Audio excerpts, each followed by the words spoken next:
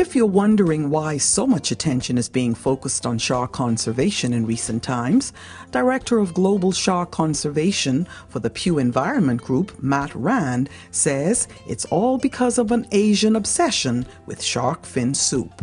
Unfortunately, because of their value in a bowl of soup, up to 73 million sharks are killed annually, just so their fins can end up in soup. It's a luxury item, it's not a food item. And what this is causing very rapidly is a global depletion of sharks. Right now, 38% of all the shark species that are in the world's oceans are now threatened or near threatened with extinction. And those are just the ones that we know. We also know that that statistic is actually short. This global decimation of the shark population is now having a negative impact on the ecosystems of many oceans. But Rand says that for a country that has tourism as its #1 industry, potentially there can be a more devastating outcome. Here in the Bahamas, shark tourism activity actually bring in $78 million into the economy annually.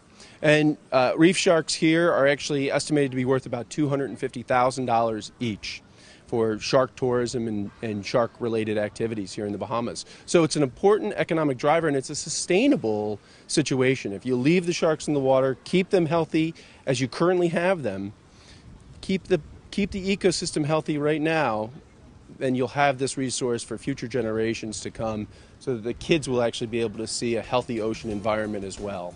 Isolated cases of shark finning have been identified in Andros, and there are a few restaurants in Nassau that are reportedly selling shark fin soup under a veil of secrecy. With the Bahamas project coming on stream soon, a very significant Chinese population is about to take up residence in this country. Rand says that Bahamians need to get involved now and sign the shark conservation petition at the Bahamas National Trust.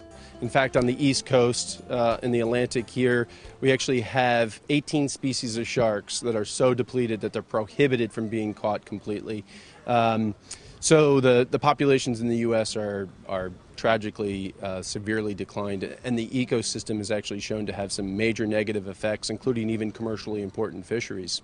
But the legislation is a good step forward. It will actually legally mandate that the United States work on international treaties and push other governments around the world to start stepping up on shark conservation. So it's a good step forward. It puts the United States government in a strong position to advocate for shark conservation in world global forums. For the Tourism Today Network, I'm Gina Seeley.